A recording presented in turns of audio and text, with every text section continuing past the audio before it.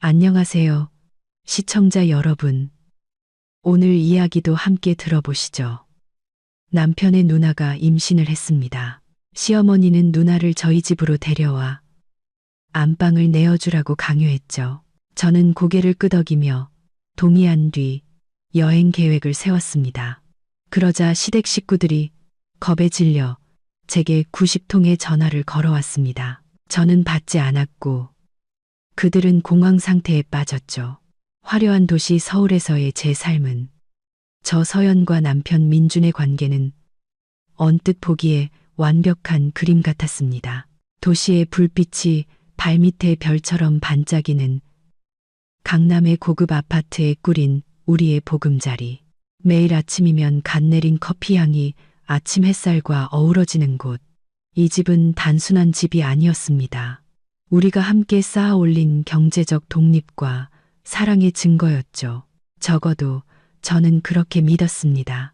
민주는 제가 사랑하는 사람이자 남편이지만 그는 지방의 전통적인 가정 출신이었습니다. 그곳에서는 힘들게 번 돈에 가족이라는 보이지 않는 족쇄가 따라붙곤 했죠.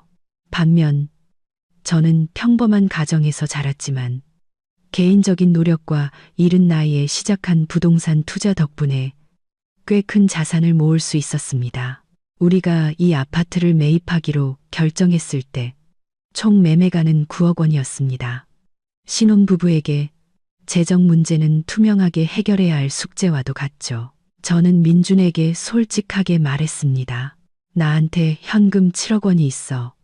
이건 결혼 전에 마련한 내 개인 재산이고 서류도 다 있어. 오빠, 나머지 2억은 은행에서 대출받대.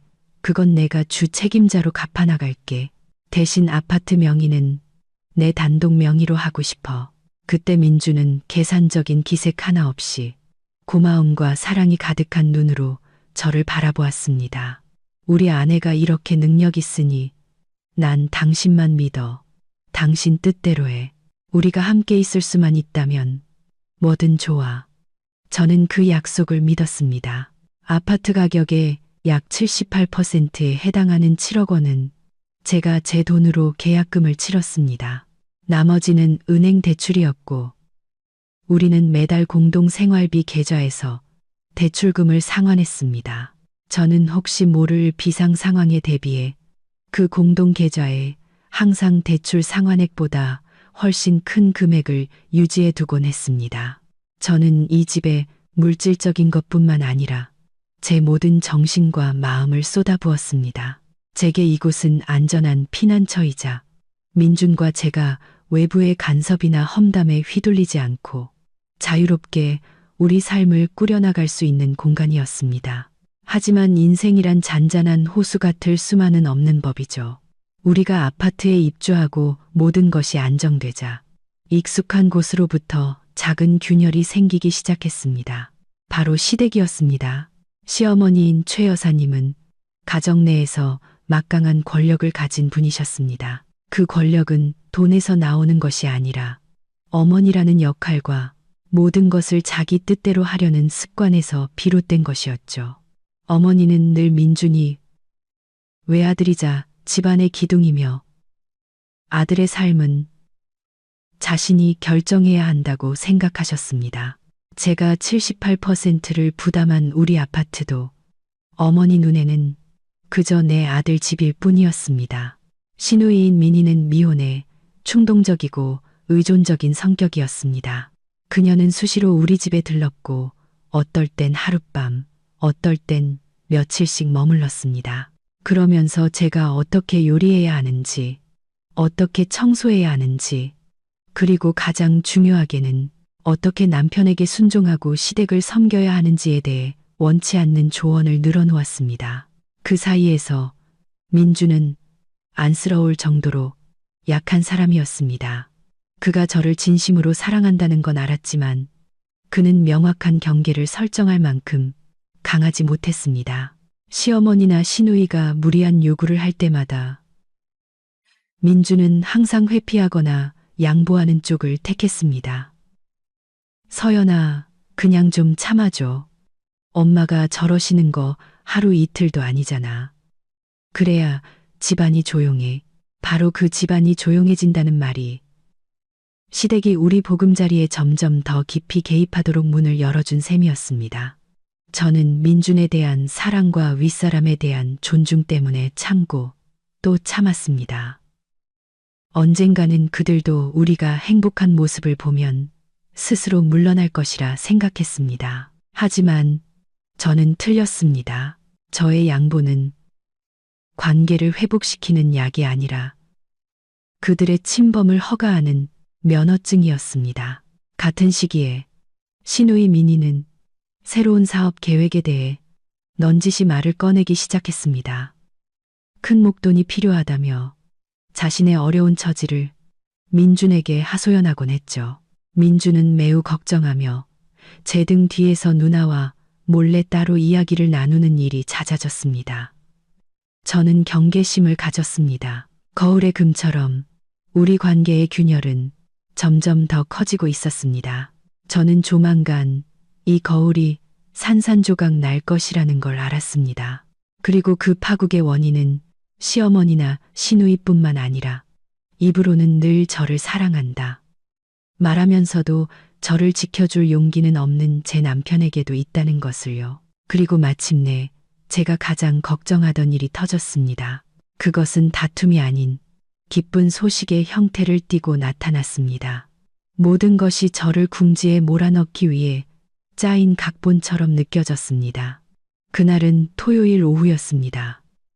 시어머니와 시누이가 우리 집에 찾아왔습니다.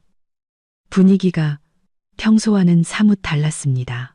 시누이는 소파에 앉아 배를 쓰다듬으며 환하게 웃고 있었고 민주는 흥분된 표정으로 거실을 서성이고 있었습니다. 제가 방에서 나오자마자 민주는 서둘러 제게 달려와 손을 잡았습니다.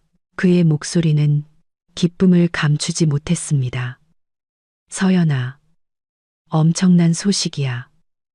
누나가 임신했대.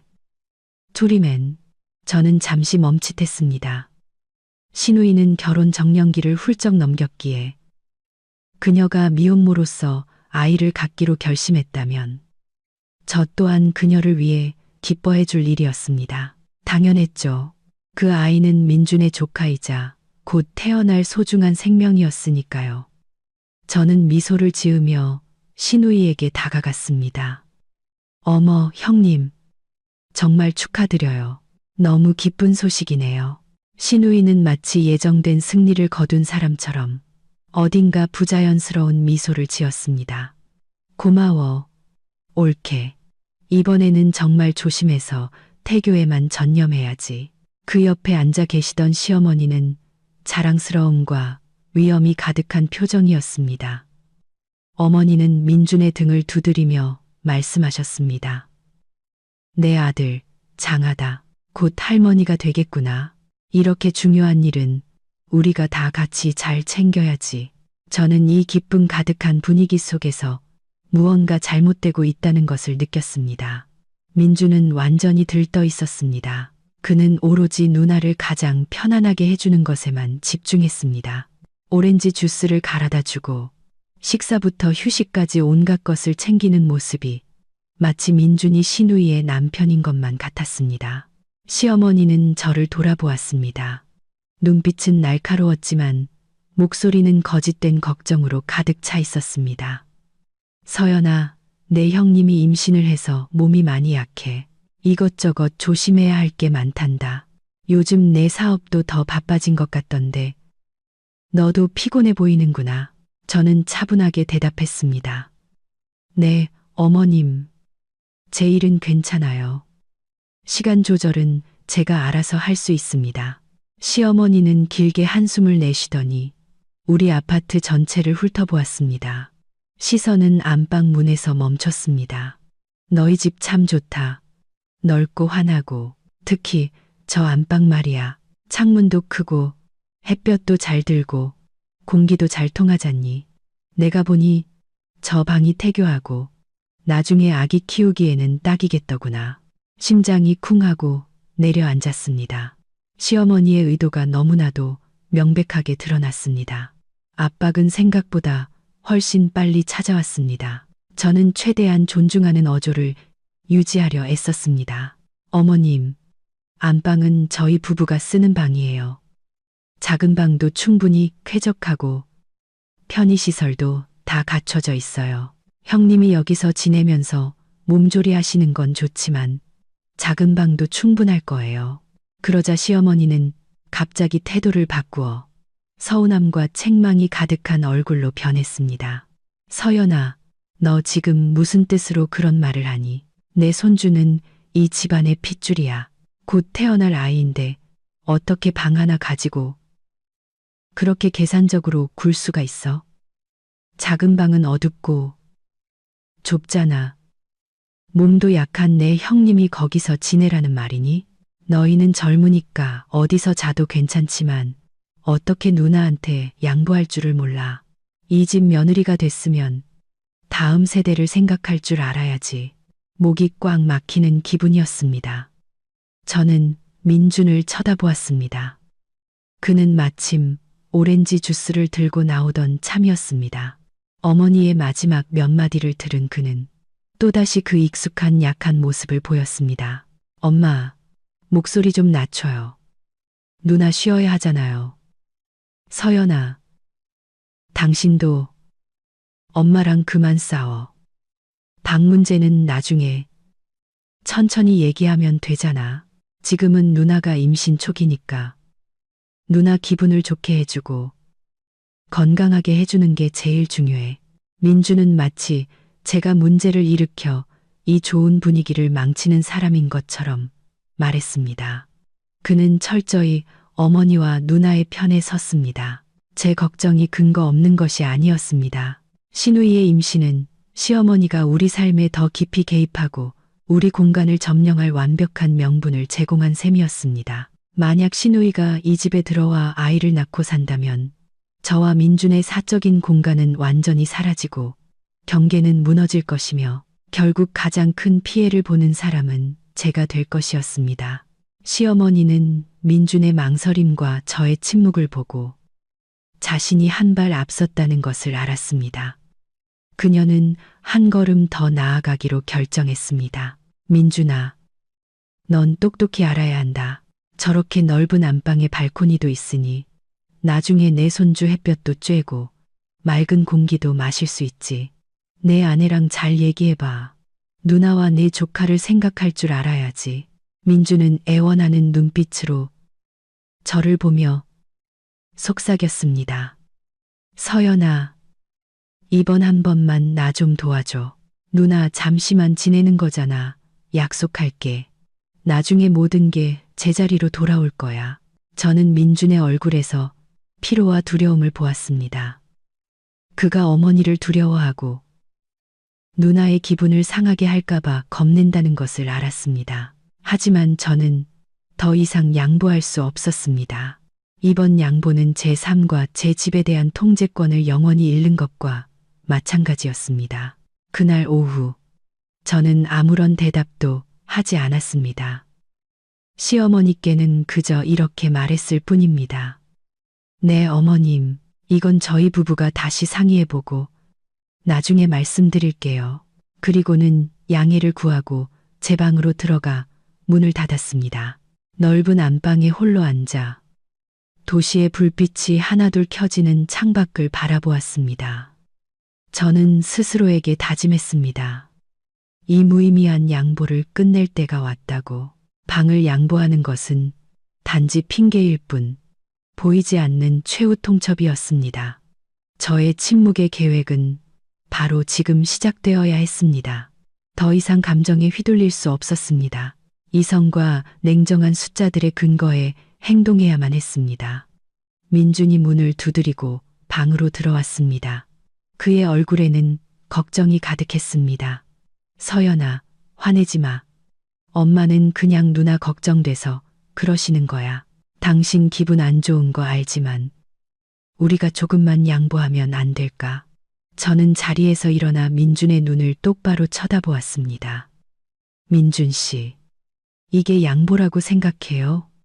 이건 강요예요. 당신은 지금 내 개인 재산을 다른 사람의 부당한 요구를 위해 쓰라고 하고 있어요. 이게 공평하다고 생각해요. 민주는 당황했습니다. 그는 제 질문에 정면으로 답하지 못했습니다. 그저 같은 말만 우리 조카잖아. 제발. 응. 내가 나중에 꼭 보답할게. 저는 더 이상 아무 말도 하지 않았습니다. 이미 제 답은 정해져 있었습니다. 그의 공허한 약속과 나약함에 지쳐버렸습니다. 저는 알고 있었습니다. 진짜 잔인한 최후 통첩은 내일 올 것이고 저는 완벽한 계획으로 그것에 맞설 준비를 해야만 했습니다. 다음 날 아침 제가 막 출근 준비를 하고 있을 때 민주는 시어머니로부터 전화를 받았습니다. 수화기 너머로 들려오는 어머니의 목소리는 매우 심각했습니다. 그녀는 우리 부부에게 당장 점심시간에 본가로 와서 아주 중요한 이야기를 해야 한다고 요구했습니다. 민주는 즉시 불안한 기색을 보였습니다. 그는 불안한 눈으로 저를 쳐다봤지만 저는 여전히 평온한 태도를 유지했습니다. 저는 지금이 바로 시어머니가 결정타를 날릴 순간이라는 것을 알았습니다. 정확히 낮 12시 저와 민주는 시어머니의 낡은 집에 도착했습니다. 분위기는 무거웠고 평범한 가족 식사의 따뜻함은 전혀 찾아볼 수 없었습니다.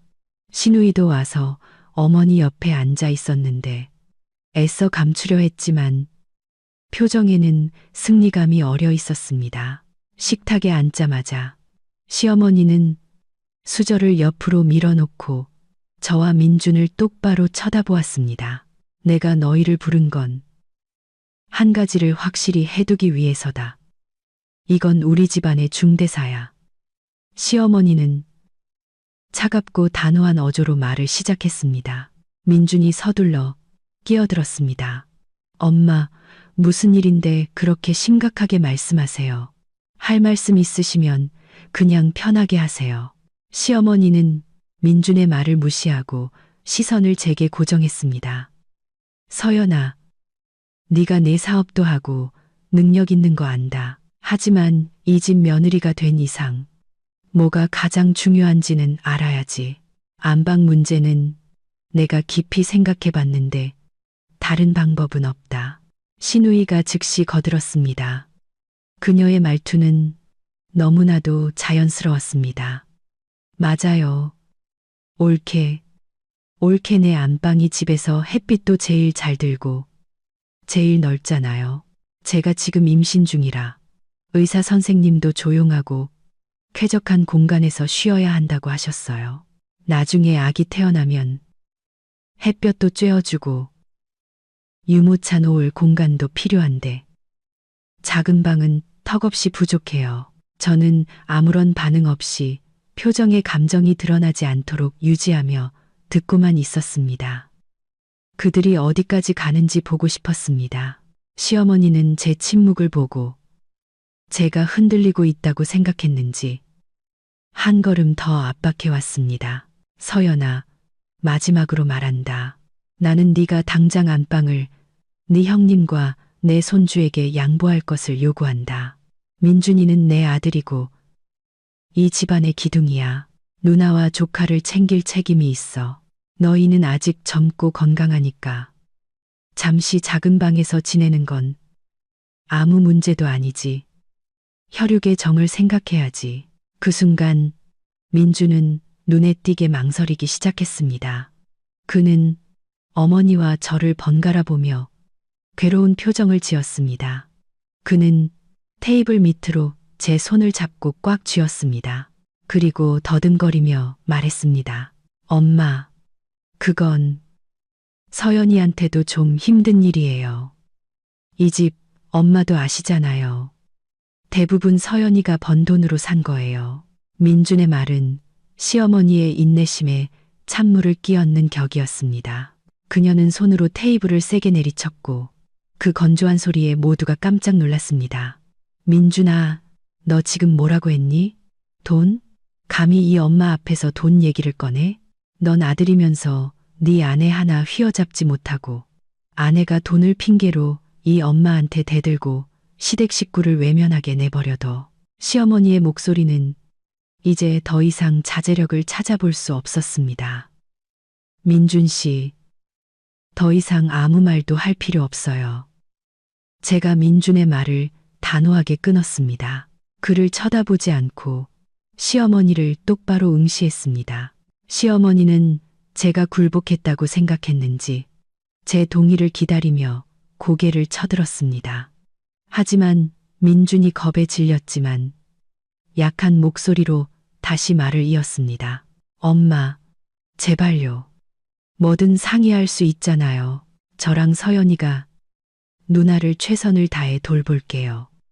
하지만 방 문제는 시어머니는 민준이 말을 끝내기도 전에 자리에서 벌떡 일어나 의자를 뒤로 밀쳤습니다. 그녀는 민준을 노려보았고 그 눈빛은 날카로운 칼과 같았습니다. 그녀의 말은 마지막 일격과도 같았습니다. 좋다. 너희 부부가 내 말을 듣지 않겠다면, 가족을 위하지 않겠다면, 내 손주를 위하지 않겠다면 나도 이 결혼 더는 필요 없다. 민준아, 똑똑히 들어라. 내 아내 서연이가 누나에게 안방을 내주지 않는다면 그냥 이혼해. 당장 이혼하라고. 넌 우리 집 외아들이야. 자기 재산만 지키려는 이기적이고 몰상식한 며느리 때문에 내가 망신당하게 둘 순 없어. 시댁을 위해 헌신할 줄 모르는 아내는 나도 받아들일 수 없다. 민준아, 선택해라.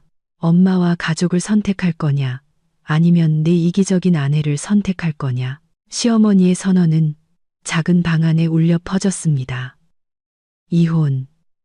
제가 마음의 준비를 하고 있던 단어였습니다. 하지만 시어머니의 입에서 직접 듣는 것은 여전히 고통스러웠습니다. 민주는 완전히 무너져 내렸습니다. 그는 그 자리에 얼어붙은 듯 얼굴이 핏기 하나 없이 창백해졌습니다.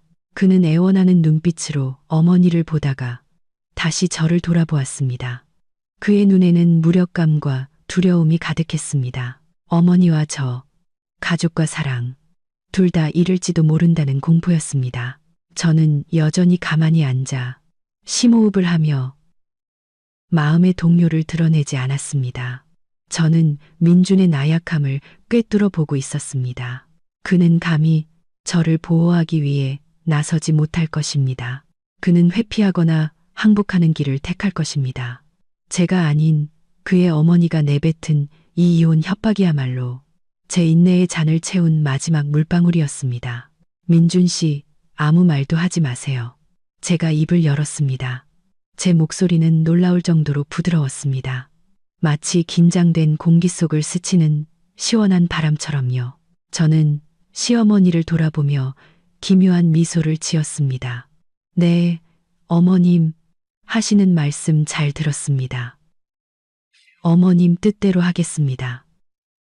형님께 안방을 내어드리겠습니다. 방 전체가 절대적인 침묵에 휩싸였습니다. 시어머니, 시누이, 그리고 민준까지 모두가 너무 놀라 말을 잇지 못했습니다. 그들은 제가 이렇게 쉽게 항복할 줄은 꿈에도 몰랐을 것입니다. 민준은 믿을 수 없다는 표정으로 저를 바라보았습니다. 마치 진심이야 라고 묻는 것 같았습니다. 저는 조용히 고개를 끄덕였습니다. 굴복하는 듯 보였지만 사실은 더 큰 계획의 시작을 알리는 마지막 대답이었습니다. 네, 오늘 밤 바로 작은 방으로 짐을 옮기겠습니다. 어머님과 형님은 걱정 마시고 형님 건강만 잘 챙기세요. 말을 마친 저는 자리에서 일어나 시어머니와 시누이에게 정중히 인사하고 집을 나섰습니다. 민준이 제 이름을 불렀지만 저는 돌아보지 않았습니다. 저는 이제부터 더 이상 수동적인 피해자가 아니라는 것을 알았습니다. 이 양보야말로 저만의 침묵의 전략을 시작할 수 있는 열쇠였습니다. 저는 강요에 대한 증거와 행동할 시간을 벌기 위한 표면적인 동의, 제가 필요했던 것을 모두 얻었습니다. 시댁을 나서자 놀라움과 안도감에 휩싸인 그들을 뒤로했습니다. 민준이 저를 따라 대문까지 달려 나왔습니다. 그의 얼굴에는 기쁨과 걱정이 뒤섞여 있었습니다. 마치 상처 하나 없이 전쟁에서 벗어난 사람 같았죠. 서연아, 왜 그렇게 빨리 동의했어? 난 당신이 엄청 화내고 끝까지 싸울 줄 알았는데. 민준이 혼란스러운 목소리로 물었습니다. 저는 돌아서서 민준을 바라보았습니다. 제 눈에는 더 이상 평소의 따뜻함 대신 차가운 계산이 서려 있었습니다. 제 계획을 그에게 자세히 설명할 필요는 없었습니다. 민준 씨, 내가 끝까지 싸우면 뭘 얻을 수 있는데요? 어머님은 이혼 얘기까지 꺼내셨잖아요. 당신이 어머님께 안 돼요라고 말할 용기가 있다고 생각해요? 난 이제 이런 무의미한 논쟁에 지쳤어요. 안방, 그냥 양보할게요. 모든 게 조용히 해결됐으면 좋겠어요. 저는 지치고 체념한 듯한 어조로 말했지만 그 속에는 단호함이 숨어 있었습니다. 제 말을 들은 민주는 안도의 한숨을 내쉬었습니다. 그는 저를 끌어안았습니다. 그럴 줄 알았어. 우리 아내가 제일 현명하다니까. 고마워. 서연아, 정말 고마워. 당신이 손해보는 거 아는데 내가 나중에 꼭 보답할게. 자, 이제 집에 가서 짐 정리하자. 민준의 그 안도감, 제 상처에 대한 그의 무심함이 오히려 제 결심을 더욱 굳건하게 만들었습니다. 그는 저의 한 번의 양보로 모든 것이 순조롭게 해결되었다고 믿고 있었습니다. 하지만 그는 이것이 제가 오랫동안 준비해온 복잡한 계획의 서막에 불과하다는 것을 전혀 알지 못했습니다. 아파트에 돌아오자마자 저는 짐을 정리하기 시작했습니다. 민주는 제 개인 물품 몇 가지를 옮기는 것을 도왔지만 그는 별로 집중하지 못하는 듯 했습니다. 그는 여전히 기분 좋게 어머니와 시누이에게 전화를 걸어 제가 방을 양보하기로 했으니 언제든 짐을 옮겨와도 좋다고 알렸습니다. 네, 엄마, 걱정 마세요. 서연이가 다 정리했어요. 내일 누나 바로 와서 쉬어도 돼요. 네, 알았어요. 제가 아내 잘 챙길게요. 걱정 마세요. 저는 민준의 통화를 똑똑히 들었고 그가 스스로를 가족 갈등을 해결한 영웅이라고 생각하고 있다는 것을 알았습니다. 저는 안방에서 가장 중요한 개인 물품들을 작은 방으로 옮기기 시작했습니다. 짐을 정리하는 과정에서 저는 침묵의 계획 첫 단계를 실행에 옮겼습니다. 바로 증거 수집과 정리였습니다. 저는 옷장 깊숙이 숨겨둔 소형 금고를 열었습니다. 그 안에는 제가 소중히 보관해온 두꺼운 서류 파일이 있었습니다. 저는 그것들을 꺼내 하나하나 꼼꼼히 다시 확인했습니다. 첫째, 제 이름이 단독 명의자로, 민준이 공동 거주자로 명시된 아파트 매매 계약서. 둘째, 혼인 전 형성된 본인, 고유 재산으로 아파트 대금을 지급함이라고 명확히 기재된 7억 원 계좌 이체 확인서. 셋째, 이 돈이 부부 공동 재산이 아님을 증명하는 공증받은 제 개인 재산 증명서. 저는 이 모든 서류를 다시 한번 휴대폰으로 촬영한 뒤 저만 비밀번호를 아는 안전한 클라우드 저장소에 전자사본을 업로드했습니다. 원본은 방수 상자에 넣어 잠근 후 작은 방 수납장 깊숙한 곳에 숨겨두었습니다. 저는 재산에 대한 증거뿐만 아니라 간섭과 강요에 대한 증거도 수집했습니다. 시어머니가 민준에게 제가 방을 양보하지 않으면 이혼하라고 요구했던 통화 내용을 녹음해둔 음성 메시지함을 다시 확인했습니다. 또한 시누이와 시어머니가 우리 삶에 개입했던 모든 날짜와 사건들을 상세히 기록해 두었습니다. 민주는 제가 너무 꼼꼼하게 짐을 정리하는 것을 보고 물었습니다. 뭘 그렇게 꼼꼼하게 정리해? 그냥 방만 옮기는 거잖아. 저는 싸늘한 침묵으로 답했습니다. 중요한 물건들이라서요. 신경 쓰지 않아도 돼요. 제 태도에 민주는 약간 기분이 상한 듯 했지만 그는 이내 자신의 작은 승리의 기쁨에 취해 그 사실을 잊어버렸습니다. 알았어. 천천히 정리해. 난 저녁 사러 밖에 좀 다녀올게. 오늘 내가 가족 문제를 잘 해결한 것 같아서 기분이 좋네. 봐, 우리가 조금만 양보하니까 모든 게 평화로워지잖아. 그는 정말로 모든 것이 평화로워졌다고 믿고 있었습니다. 그는 저의 이 양보가 곧 닥쳐올 거대한 폭풍의 전조라는 것을 전혀 깨닫지 못했습니다. 민준이 나간 후 저는 작은 방 문을 잠갔습니다. 이제 계획의 가장 중요한 단계인 자금 이동을 실행할 시간이었습니다. 민준이 나간 후 저는 다시 짐 정리로 돌아왔습니다. 하지만 이번에는 옷이나 책을 작은 방으로 옮기는 것이 아니었습니다. 저는 안방 문을 잠그고 개인 노트북을 켠 뒤 침묵의 전략 두 번째 단계에 착수했습니다. 바로 자금 이체 준비였습니다. 저는 화면 앞에 앉아 법적으로 완벽하게 보호받는 제 개인 재산으로 아파트에 투자된 금액들을 다시 확인했습니다. 하지만 제게는 그보다 더 큰 돈, 결혼 후 제 개인적인 투자로 불린 3억 5천만 원이 더 있었습니다.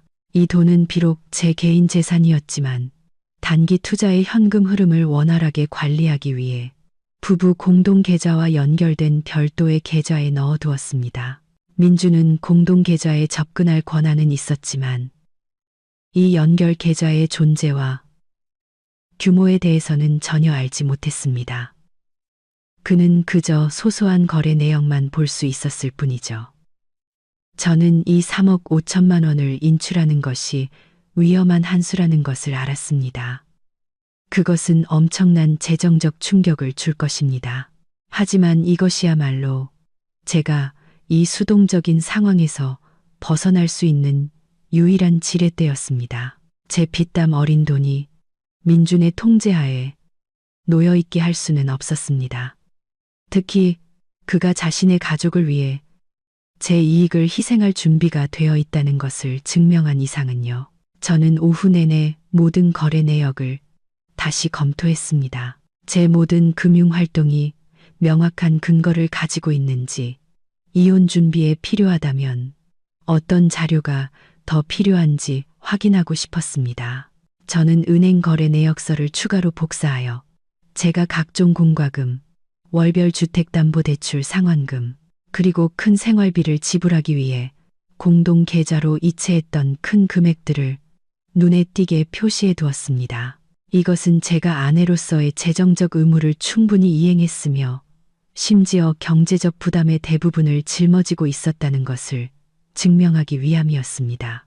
저는 이 모든 증거들을 작은 충격 방지 가죽 파우치에 꼼꼼히 담아 법적 서류 파일과 함께 작은 방의 방수 상자 안에 넣었습니다. 모든 증거는 제가 맞서 싸워야 할 그날을 위해 안전하게 보관되었습니다.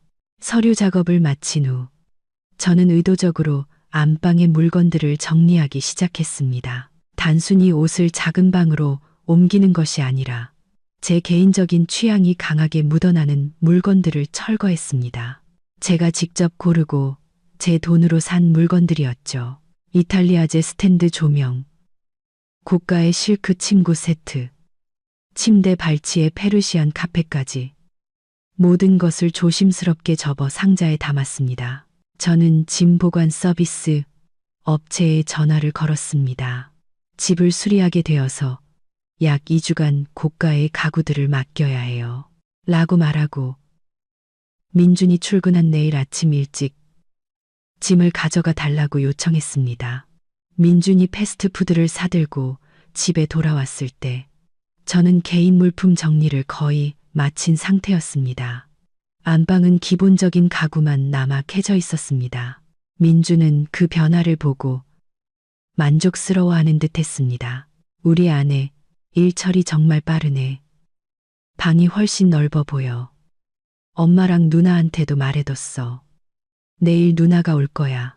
봐, 당신이 조금만 양보하니까 모든 게 다시 즐거워졌잖아. 저는 희미하게 미소 지었습니다. 네, 전 그냥 모든 게 평화로웠으면 좋겠어요. 민준 씨가 저랑 가족 사이에서 힘들어하는 거 보고 싶지 않아요. 제 말은 체념처럼 들렸지만 마음속으로는 그를 비웃고 있었습니다. 제가 민준 씨를 힘들게 하고 싶지 않다고요? 아니요. 저는 그가 자신이 만들어낸 이 극도의 곤경에 정면으로 맞서기를 원했습니다. 그날 밤, 저와 민주는 겉보기에는 평범한 분위기에서 저녁을 먹었습니다. 민주는 회사에서 있었던 재미있는 이야기들을 늘어놓았습니다. 그는 평소보다 제게 더 많은 관심을 보였습니다. 아마도 어머니 앞에서 보였던 자신의 나약함을 보상하려는 의도였을 겁니다. 서연아, 속상한 거 아는데 나 너무 미워하지 마. 약속할게. 나중에 누나 아기 낳고 나면 내가 엄마랑 얘기해서 누나 다른 곳으로 이사하게 할게. 그리고 우리 보상으로 여행 가자. 어디 가고 싶어? 저는 그의 눈을 바라보았습니다.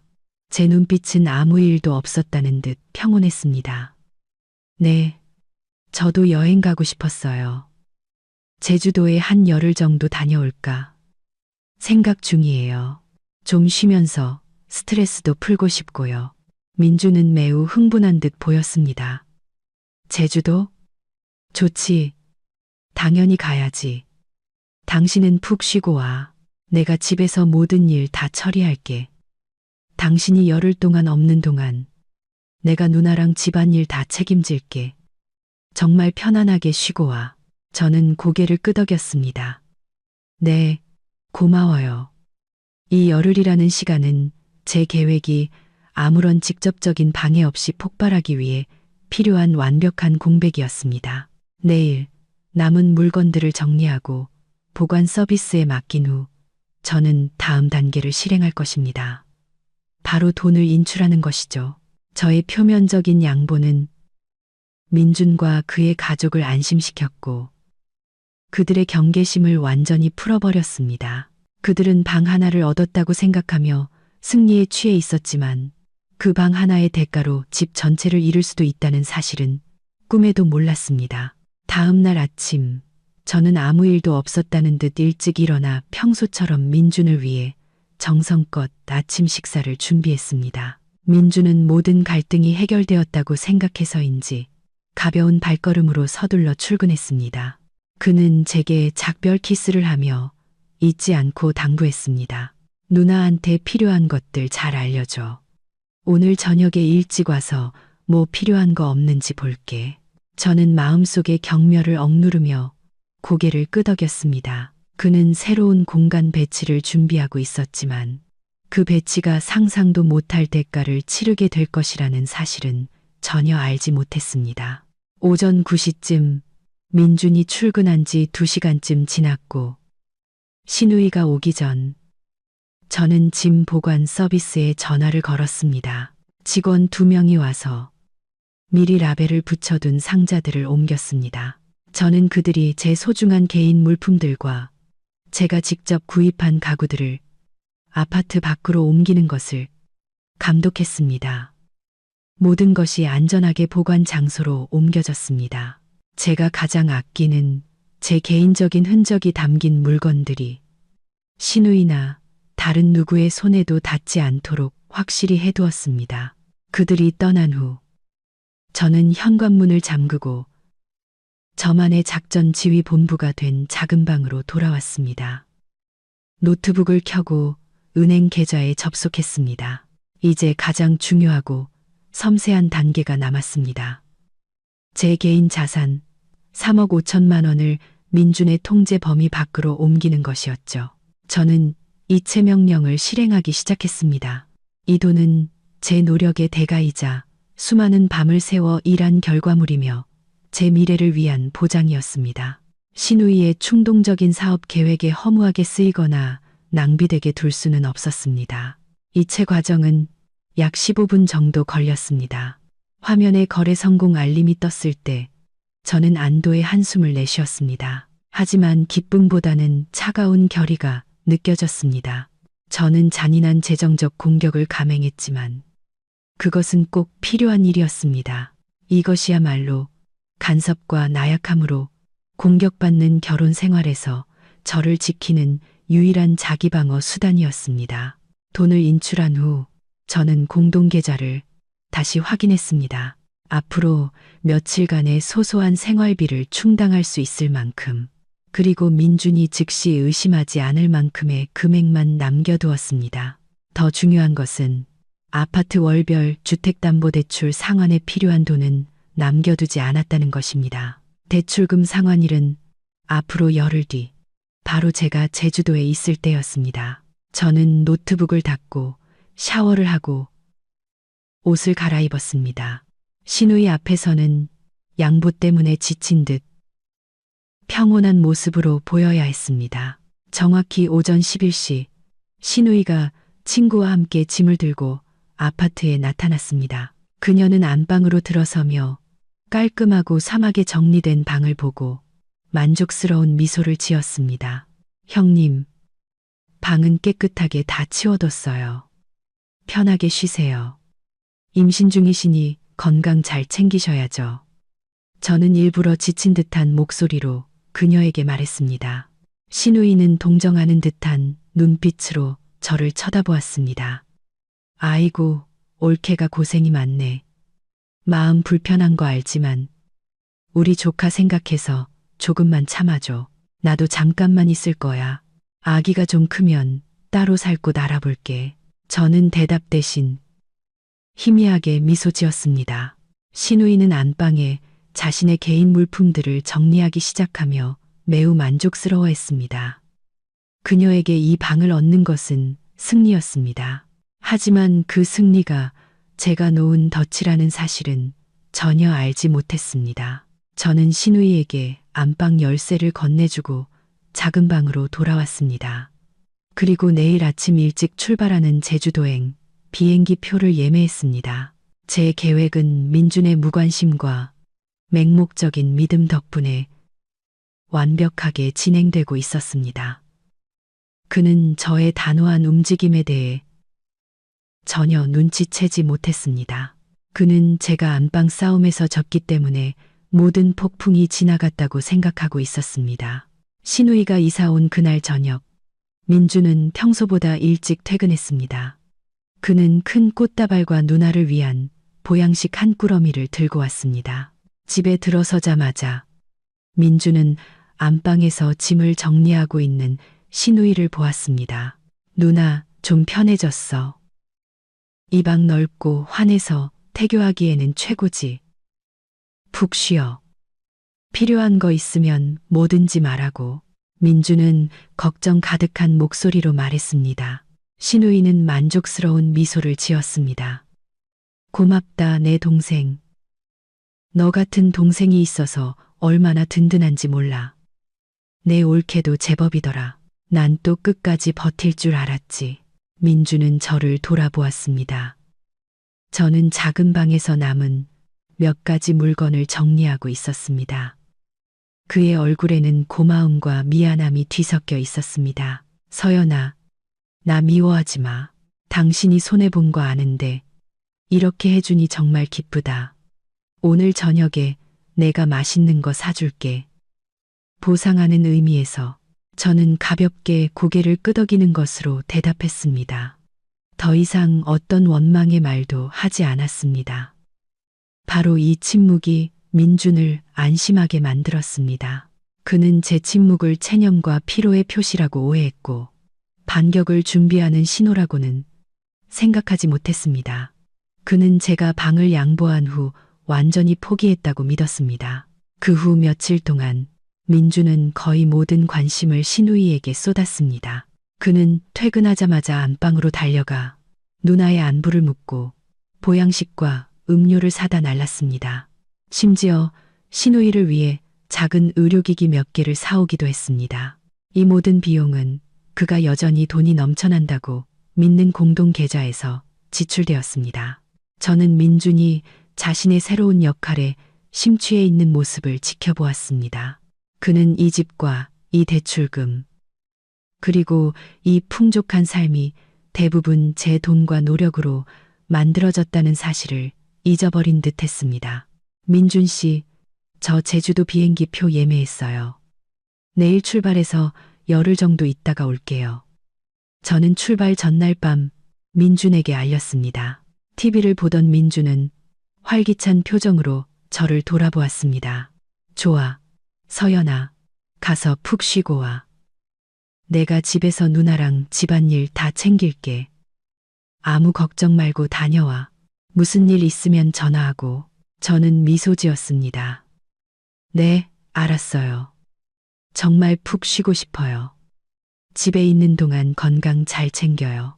잠자리에 들기 전 저는 모든 중요한 사항들을 다시 한번 확인했습니다. 가장 중요한 것은 은행으로부터 알림을 받았다는 사실입니다.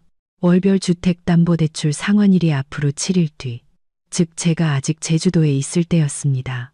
그리고 저는 공동계좌에 남은 잔액이 이 대출금을 상환하기에 턱없이 부족하다는 것을 잘 알고 있었습니다. 다음 날 이른 새벽, 아직 동이 트기 전에 저는 잠에서 깼습니다. 조용히 여행 가방을 쌌습니다. 제 캐리어는 열흘간의 여행에 필요한 옷 몇 벌과 필수품만 담겨 있어 작고 가벼웠습니다. 어떤 보석이나 고가의 장비도 가져가지 않았습니다. 민주는 작은 방에서 깊이 잠들어 있었습니다. 누나를 돌보느라 피곤했던 모양입니다. 저는 그를 마지막으로 바라보았습니다. 더 이상 분노나 실망은 없었고 오직 단호함만이 남아 있었습니다. 이 결혼은 되살아나거나 끝나거나 둘 중 하나를 위한 강력한 전기 충격이 필요했습니다. 그리고 저는 두 가지 시나리오 모두에 대비가 되어 있었습니다. 저는 캐리어를 끌고 작은 방을 나와 조용히 문을 닫았습니다. 민준을 깨우고 싶지 않았습니다. 거실을 지나며 굳게 닫힌 안방 문을 보았습니다. 그 안에서는 신우이가 자신의 승리를 만끽하며 원래 우리 부부의 것이었어야 할 침대에서 편안히 쉬고 있겠죠. 그녀가 누릴 수 있는 시간은 이제 곧 끝날 것입니다. 저는 아파트 문을 조심스럽게 잠그고 밖으로 나왔습니다. 도시는 아직 잠들어 있었고 한적한 거리에는 가로등 불빛만이 비추고 있었습니다.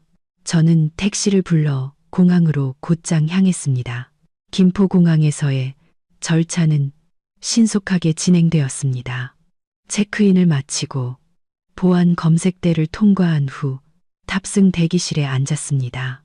지금 이 순간의 기분은 해방감이었습니다. 숨막히는 가족 분위기로부터 시시콜콜한 잔소리로부터 민준의 나약함으로부터의 해방. 저는 완벽한 물리적 거리를 만들어냈습니다. 정확히 아침 6시 비행기는 이륙하여 저를 서울에서 멀리 데려갔습니다. 비행기 위에서 솜사탕처럼 떠다니는 하얀 구름을 내려다보며 저는 휴대폰을 꺼내 민준에게 보낼 짧은 메시지를 작성했습니다. 민준 씨, 나 제주도 가는 비행기 탔어요. 푹 쉬려고 휴대폰은 꺼둘게요. 열흘 정도 있다가 돌아갈게. 집에 있는 동안 건강 잘 챙기고 누나도 잘 부탁해요.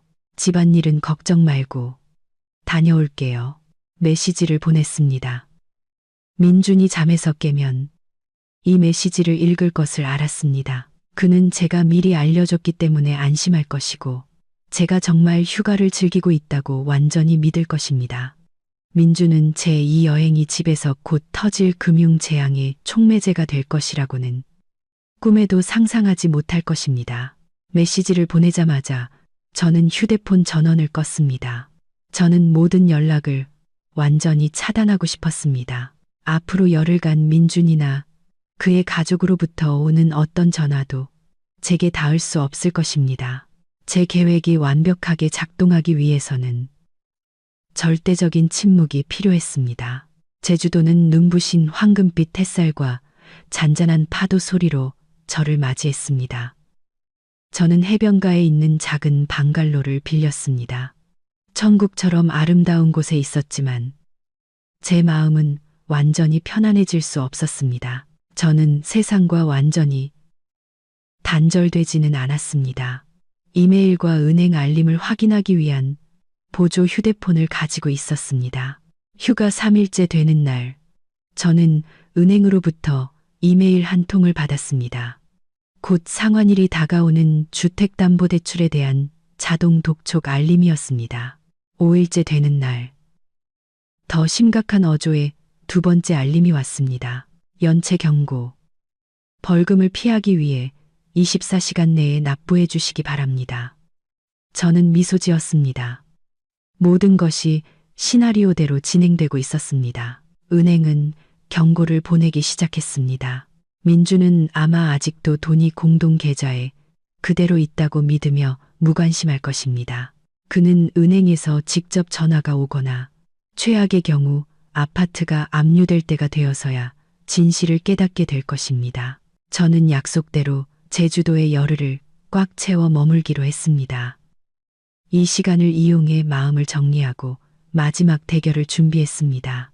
제게는 충분한 증거와 금융적 지렛대가 있었습니다. 이제 제게 필요한 유일한 것은 인내심이었습니다. 민준과 그의 가족이 스스로 붕괴를 느끼고 경계를 무너뜨리고 제 신뢰를 배반한 대가가 얼마나 비싼지 깨닫게 할 인내심이었습니다. 제가 없는 열흘은 민준이 거짓된 안락함 속에서 보낸 시간이었습니다. 그는 자신이 벼랑 끝에 서 있다는 사실을 전혀 알지 못했습니다. 제가 떠난 첫날, 민준은 잠에서 깨어 제 메시지를 보고는 아내가 스트레스를 풀러 잠시 여행을 가는 것도 좋다고 생각하며 미소 지었을 뿐입니다. 그는 제가 미리 알려주고 열흘 뒤에 돌아오겠다고 약속했기 때문에 안심했습니다. 민주는 재빨리 가장의 역할에 몰입하여 시누이를 챙기는데 집중했습니다. 넓고 편안한 안방을 차지한 시누이는 매우 만족스러워했습니다. 시어머니는 수시로 찾아와 딸을 위해 온갖 보양식을 가져다 주었습니다. 모두가 민준을 아내에게 잘하고 책임감 있는 동생이라며 칭찬했습니다. 민준은 그 칭찬 속에서 저를 단호하게 지켜주지 않고도 양쪽 모두를 만족시켰다는 사실에 자부심을 느꼈습니다. 민준은 여가 시간을 집에서 요리하고 청소하고 시누이와 대화하며 보냈습니다. 그 열흘간 그의 삶은 누나를 돌보는 것을 중심으로 돌아갔습니다.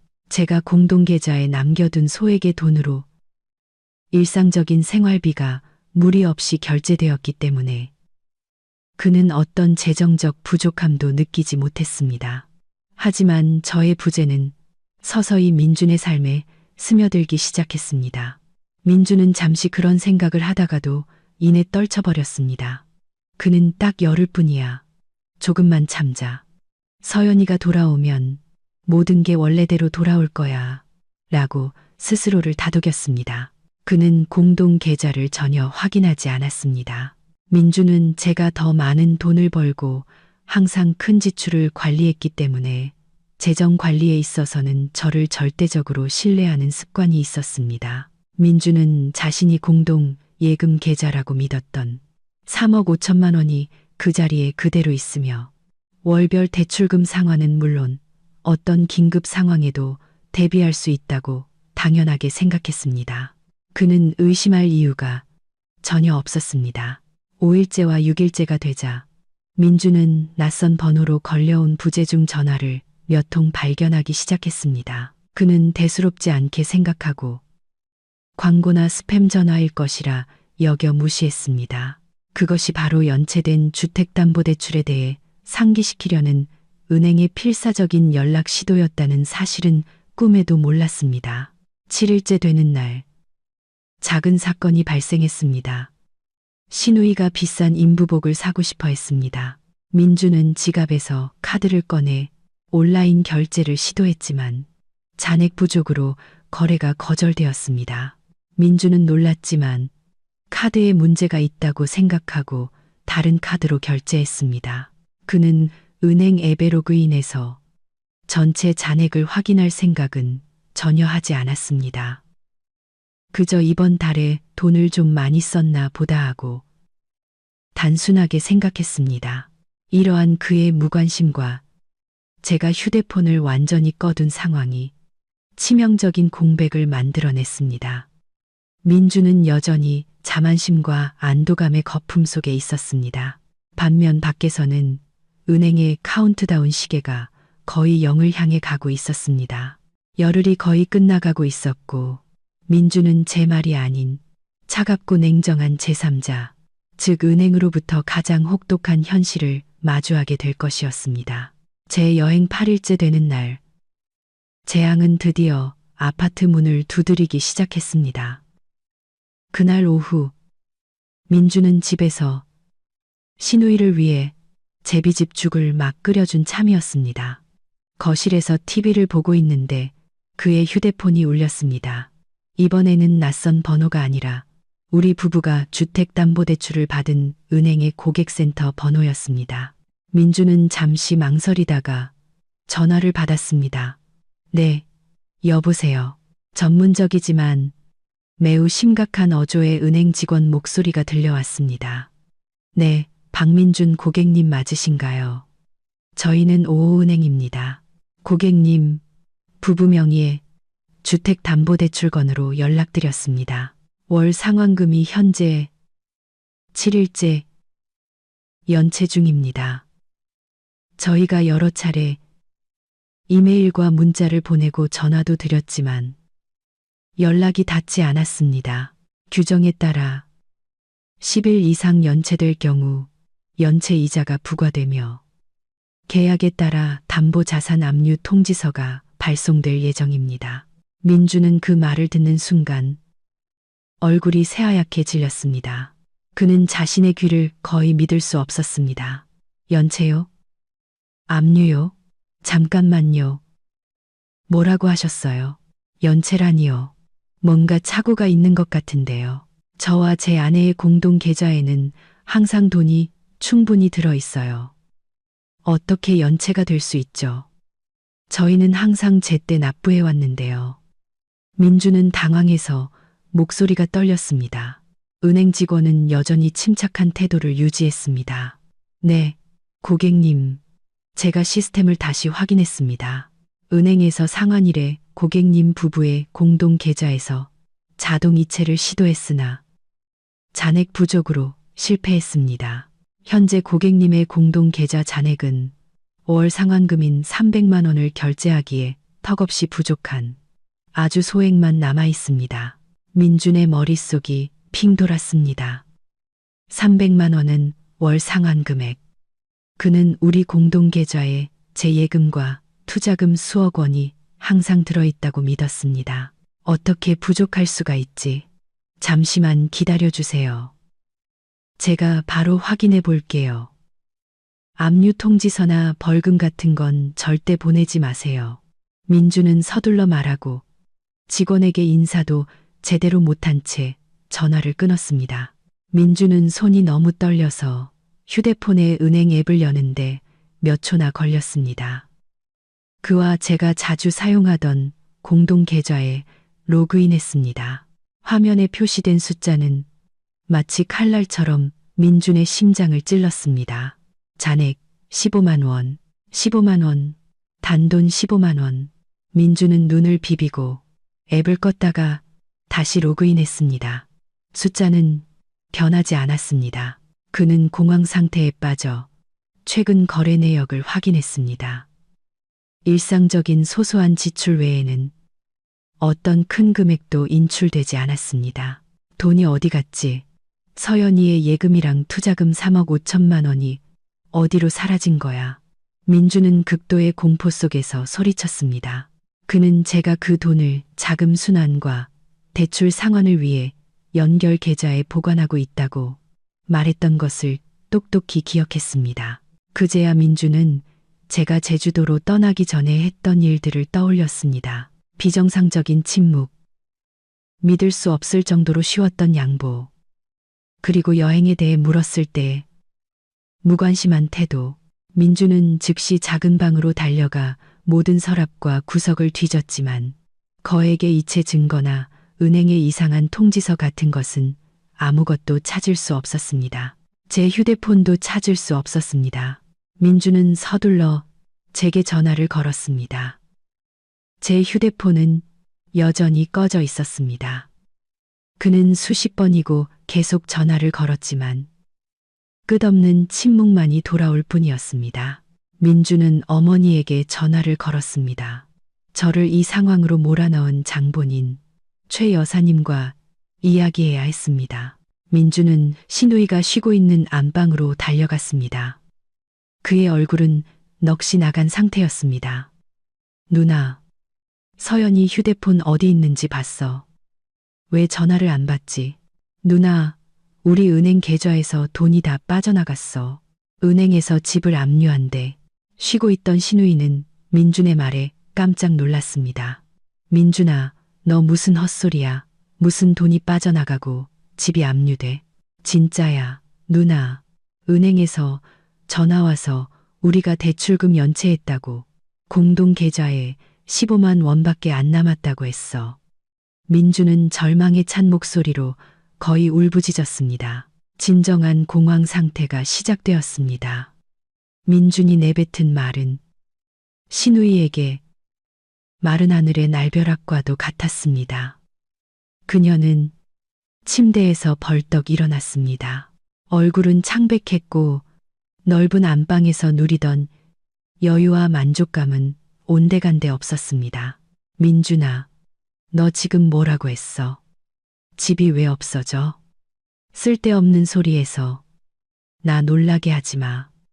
신우이는 애써 침착하려 했지만 목소리는 떨리고 있었습니다. 민주는 완전히 이성을 잃었습니다.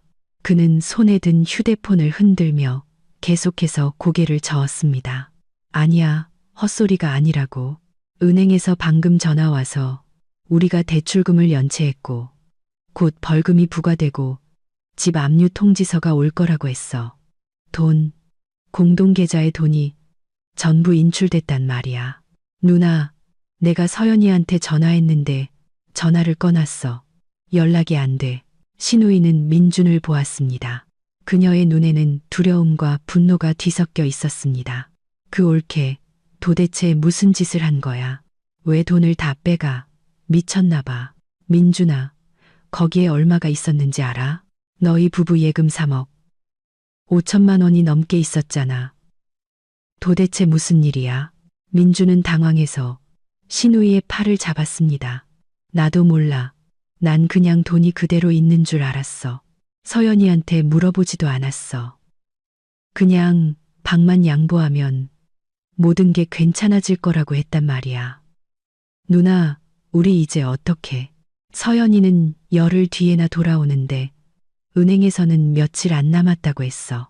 공황 상태에 빠진 민주는 어머니에게 전화하는 것 외에는 아무것도 할 수 없었습니다. 그는 떨리는 손으로 시어머니의 번호를 눌렀습니다. 엄마, 엄마, 저 민준이에요. 큰일 났어요, 엄마. 시어머니는 아들의 울먹이는 목소리를 듣고 덩달아 걱정이 되었습니다. 이 녀석, 왜 그렇게 허둥대? 무슨 일이야? 민주는 최대한 조리 있게 상황을 설명하려 했지만 공포 때문에 말이 뒤죽박죽이었습니다. 엄마, 우리 집, 아파트 돈 문제요. 은행에서 전화 와서 대출금 연체됐대요. 공동 계좌에 있던 돈, 서연이가 다 인출했어요. 엄마, 수억 원이 사라졌어요. 시어머니는 전화기 너머에서 잠시 침묵했습니다. 분노가 걱정을 밀어내기 시작했습니다. 그 되바라진 것, 내가 처음부터 싹수가 노랗다고 했지. 양보하는 척하면서 우리 뒤통수 칠 기회만 노리고 있었던 거야. 민준아, 돈이 전부 인출된 거 확실해? 네, 확실해요. 엄마, 방금 확인했어요. 매달 내야 하는 대출금도 낼 수가 없어요. 엄마, 저 이제 어떡해요? 엄마가 서연이 좀 설득해 주세요. 걔가 전화를 꺼놨어요. 민주는 시어머니가 그녀의 권위로 이 문제를 해결해 줄 것이라 기대하며 애원했습니다. 시어머니는 불같이 화를 냈습니다. 걔가 이미 돈을 빼돌리고 연락을 끊었는데 내가 무슨 수로 설득을 해? 민준아, 넌 정말 멍청하다. 어떻게 걔 말을 그렇게 쉽게 믿어? 네가 결단력이 없으니까 걔가 널 우습게 보고 기어오른 거 아니야. 시어머니의 말은 민준을 더욱 공포에 떨게 했습니다. 그는 길 잃은 아이처럼 더 이상 기댈 곳이 없었습니다. 그는 벽에 기대선 채 두려움을 감추지 못하는 신우이를 돌아보았습니다. 누나가 뭐라도 좀 해봐. 엄마한테 말해봐. 나 이 집 잃기 싫어. 이건 나랑 서연이가 같이 노력해서 이룬 거란 말이야. 그 순간 신우이는 시어머니와 똑같이 남 탓을 하는 태도로 돌변했습니다. 민준아, 왜 나를 탓해? 난 아무것도 몰라. 다 네 아내 때문이야. 걔가 처음부터 다 계획했던 거라고. 우리가 방을 양보하라고 하니까 앙심을 품고 복수하려고 이런 짓을 한 거야. 어떻게 방 하나 때문에 남편 집까지 망치려고 해. 정말 잔인하다. 신우이는 모든 책임을 제게 돌리고 자신들의 간섭이 저를 이 지경까지 몰고 갔다는 사실을 숨기기 위해 저의 잔인함을 과장하는 것도 잊지 않았습니다. 민주는 더 이상 누가 옳고 그른지를 분석할 정신이 없었습니다. 그가 아는 것이라고는 자신이 서 있는 이 집, 굳건한 보금자리가 될 것이라 약속했던 이 집이 곧 은행에 넘어갈 것이라는 사실뿐이었습니다. 그는 돈을 잃었고 어머니의 존경을 잃었고 자신의 나약함 때문에 모든 것을 잃을 위기에 처했습니다. 엄마, 저 이제 어떡해요? 은행 대출금은 무슨 돈으로 갚아요? 엄마 돈 좀 있어요. 저 좀 도와주세요. 엄마. 민준이 시어머니에게 애원했습니다. 시어머니는 침묵했습니다. 한참 후에 그녀는 실망 가득한 목소리로 말했습니다. 민준아, 너도 알다시피 나한테 그런 큰 돈이 어디 있니? 네가 저지른 일은 네가 책임져. 어떻게든 네 아내랑 연락해서 겁을 줘서라도 돈을 다시 계좌에 넣어놓게 해. 갔어. 민주는 자신이 버림받았다는 것을 알았습니다. 그는 차가운 거실 바닥에 주저앉아 15만 원이라는 숫자가 찍힌 휴대폰 화면을 멍하니 바라보며 완전히 절망에 빠졌습니다. 한편 저는 여전히 제주도에서 돌아갈 정확한 시점을 기다리며 침묵을 지키고 있었습니다. 제주도에서의 열흘이 끝나고 저는 보조 휴대폰을 통해 상황을 면밀히 주시하고 있었습니다. 민준이 은행으로부터 전화를 받았고 공황 상태에 빠져 계좌를 확인했으며 절망 속에서 제게 연락을 시도했다는 것을 잘 알고 있었습니다. 민준이 어머니와 누나에게 전화를 걸었고 그들이 격렬하게 반응하며 모든 죄를 제게 뒤집어 씌우려 했다는 것도 알았습니다. 그들의 공황 상태야말로 그들이 자신들의 간섭이 초래한 대가를 이해했다는 가장 명확한 증거였습니다. 저는 오후에 서울로 돌아왔습니다. 곧장 집으로 가지 않고 휴식을 취하고 마음의 준비를 하기 위해 시내 중심가 근처의 서비스드 레지던스를 빌렸습니다. 다음 단계를 검토할 시간이 필요했습니다. 그날 밤 저는 주 휴대폰을 다시 켰습니다. 즉시 민준, 시어머니, 신우이로부터 온 수백 개의 메시지와 부재중 전화 알림이 쏟아졌습니다. 민준은 공포와 애원이 가득한 메시지들을 보냈습니다. 서연아, 어디야? 제발 전화 좀 받아. 부탁이야. 은행에서 빚 독촉 전화가 왔어. 계좌에 있던 돈이 사라졌어. 당신이 인출한 거야? 제발 집에 와서 얘기 좀 하자. 계좌에 돈 다시 넣어줘. 내가 미안해. 내가 잘못했어. 다시는 엄마랑 누나가 우리 일에 간섭하게 안 할게. 약속해. 시어머니는 분노와 협박이 담긴 메시지를 보냈습니다. 이 되바라진 것. 너 지금 무슨 짓을 하는 거냐? 우리 집안을 망하게 할 작정이야. 당장 집으로 돌아와. 그렇지 않으면 내가 널 고소할 거야. 내 아들 돈을 훔쳤다고 경찰에 신고할 거라고. 신우이도 만만치 않게 격렬했습니다. 옳게 정말 너무 잔인하네요. 그렇게까지 할 가치가 있어요? 방 하나 때문에 우리 가족 전부를 길바닥에 나앉게 하고 싶어요? 양심도 없어요? 저는 모든 메시지를 읽었지만 마음은 전혀 흔들리지 않았습니다.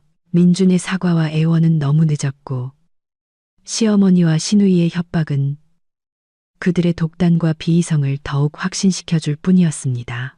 다음 날 아침, 저는 아파트로 돌아가기로 결심했습니다. 민준이 잠 못 이루고 저를 기다리고 있을 것을 알았습니다. 집으로 들어서자 아파트는 여전히 정돈되어 있었지만 공기는 긴장과 절망으로 가득 차 있었습니다. 민준은 넋이 나간 채 소파에 앉아 있었습니다. 얼굴은 수척했고 눈밑은 내랬습니다. 시누이는 그 옆에 앉아 걱정스러운 표정으로 계속해서 민준을 안심시키고 있었습니다. 민준은 저를 보자마자 용수철처럼 튀어올라 제 손을 꽉 잡았습니다. 서연아, 드디어 돌아왔구나. 어디 있었어? 왜 전화를 꺼놨어? 무슨 일이 일어났는지 알아? 저는 민준의 손을 단호하게 뿌리쳤습니다. 감정 없는 차가운 눈으로 그를 바라보았습니다. 네, 민준 씨. 전 제주도에서 휴가 보내고 왔어요. 말씀드렸던 대로요. 조용히 쉬고 싶어서 전화는 꺼놨고요. 무슨 일 있었나요? 민준은 제 태도를 보고 더욱 당황했습니다. 그는 제가 이렇게까지 침착할 줄은 몰랐던 것입니다. 무슨 일이 있었냐고. 계좌에 있던 돈이 전부 인출됐어. 은행에서는 빚 독촉을 하고 있고 며칠 안에 집 압류 통지서를 보낼 거래. 서연아, 당신 도대체 무슨 짓을 한 거야? 솔직하게 말해봐. 3억 5천만 원 어디로 옮긴 거야? 민주는 애써 침착하려 했지만 목소리는 여전히 떨리고 있었습니다. 저는 민준을 똑바로 쳐다본 뒤 그곳에 앉아있는 시누이를 향해 시선을 돌렸다가 다시 민준에게 질문으로 되받아쳤습니다. 민준 씨, 무슨 빚 얘기를 하시는 거죠? 제가 열흘 동안 집을 비우는 동안 은행 대출 상환을 포함한 모든 집안일은 당신 책임 아니었나요? 제가 집을 당신과 형님께 맡기고 갔잖아요. 매달 나가는 대출금을 관리하고 납부할 책임은 당신에게 있었어요. 왜 연체되게 놔뒀죠? 관리할 줄 몰랐나요? 제 말은 민준에게 찬물을 끼얹는 것과 같았습니다. 그는 제가 이런 논리로 맞받아칠 줄은 몰랐던 것입니다. 하지만 그 3억 5천만 원은 우리 예금이었잖아. 대출금을 갚기 위해 항상 연결 계좌에 있었단 말이야. 왜 나한테 한마디 말도 없이 인출한 건데? 도대체 무슨 생각이야? 민준 씨, 그 3억 5천만 원은 제 개인 자산이고 제 투자금이었어요. 거래 편의를 위해 연결 계좌에 뒀을 뿐이죠. 그걸 제 개인 계좌로 옮긴 건 제 권리예요. 제 개인 자산을 관리하는 일에 대해 당신에게 보고할 의무는 없다고 생각하는데요. 중요한 건 당신은 공동 명의자로서 제가 집을 비운 동안 대출 상환을 책임질 사람이었다는 거죠. 당신은 그 책임을 다하지 않았어요. 민주는 더 이상 아무 말도 하지 못했습니다. 그는 제가 차가운 금융 논리로 자신의 나약함에 맞서고 있다는 것을 이해했습니다. 상황이 심각해지자 시누이가 끼어들었습니다. 옳게, 어떻게 그렇게 차갑게 말해요. 민준 씨는 옳게 남편이고 옳게는 그 사람 아내잖아요. 어떻게 돈 한 푼까지 그렇게 따져요. 지금 옳게는 우리 가족을 망치고 있는 거라고요. 어서 계좌에 돈 다시 넣고 민준 씨 그만 힘들게 해요. 저는 시누이를 돌아보았습니다. 제 눈빛은 날카로웠습니다. 형님, 죄송하지만 전 형님과 이야기하고 있는 게 아닙니다. 이건 저희 부부의 문제예요. 형님은 원하시던 안방을 얻으셨잖아요. 저희 부부가 개인적인 이야기를 할 수 있도록 잠시 자리를 비켜주시겠어요? 저의 단호하고 차가운 태도에 민준과 시누이 모두 입을 다물었습니다. 민준은 무력하게 서 있었습니다. 그는 이것이 더 이상 양보의 문제가 아니라 진짜 위기라는 것을 깨달았습니다. 제가 시누이에게 자리를 비켜달라고 요구하자 그녀는 분노에 찬 눈으로 저를 한번 쏘아보고는 마지못해 안방으로 돌아가 문을 쾅 닫았습니다. 저는 그녀가 안에서 모든 대화를 엿듣고 있다는 것을 알았습니다. 저는 다시 민준과 마주섰습니다. 그는 여전히 절망과 혼란에 빠진 조각상처럼 서 있었습니다. 서연아, 제발 진정해. 내가 당신을 힘들게 한 거 알아. 잘못했어. 하지만 나한테 이럴 수는 없어. 왜 돈을 전부 인출했는지 이해가 안 가. 더 이상 날 믿지 못하는 거야. 민준의 목소리는 애원으로 가득 차 떨리고 있었습니다. 저는 침착하게 식탁으로 걸어가 보조 휴대폰으로 미리 출력해둔 서류 뭉치를 꺼내 놓았습니다. 그것들을 민준 쪽으로 밀었습니다. 민준은 의심스러운 표정으로 서류 뭉치를 바라보았습니다. 이게 뭐야? 저는 직접 대답하는 대신 손가락으로 제가 제주도에 가기 전 몰래 수집해둔 우리 부부의 공동 계좌 거래 내역서 사본 한 장을 가리켰습니다. 그것은 민준이 제가 가지고 있다는 사실을 전혀 몰랐던 상세 거래 내역서였습니다. 민준 씨, 잘 보세요. 이게 우리 공동 계좌 거래 내역서예요. 이 이체 내역 보이세요? 민준은 고개를 숙여 서류를 보았습니다. 그는 불과 몇 주 전에 이루어진 7천만 원이라는 거액의 이체 내역을 보았습니다. 거래일은 신우이가 사업 투자를 넌지시 말하기 시작했던 시기와 일치했습니다. 수취인은 바로 신우이 박민이었습니다. 민준의 얼굴은 즉시 핏기가 가시더니 수치심과 공포로 새빨갛게 달아올랐습니다. 그는 더듬거렸습니다. 이건 네. 민준 씨, 이건 우리 부부 공동 계좌에서 형님 계좌로 이체된 7천만 원이에요. 제 기억이 맞다면 이 돈은 당신이 형님 사업 투자금으로 보내준 거죠? 그런데 당신, 이 일을 저한테 한마디 상의도 없이 진행했다는 건 기억하세요? 저는 민준의 눈을 똑바로 쳐다보며 차갑고 실망스러운 목소리로 말했습니다. 민준은 고개를 푹 숙였습니다. 공황 상태는 극도의 후회와 수치심으로 바뀌었습니다. 그는 제가 그의 가장 큰 배신, 즉 금융적 신뢰에 대한 배신을 증명할 반박 불가능한 증거를 가지고 있다는 것을 알았습니다. 서연아, 미안해. 내가 누나한테 설득당했어. 가게를 여는데 목돈이 필요하다고, 금방 갚겠다고 약속했어. 공동계좌에 돈이 많다고 생각해서 내가 멋대로 보냈어. 내가 잘못했어. 내가 너무 어리석고 마음이 약했어. 민준은 거의 기어들어가는 목소리로 죄를 고백했습니다. 그래서 결과는요. 민준 씨, 형님 사업은 성공했나요? 제가 물었습니다. 민준은 실망과 씁쓸함이 가득한 표정으로 고개를 저었습니다. 아니, 사기당했대.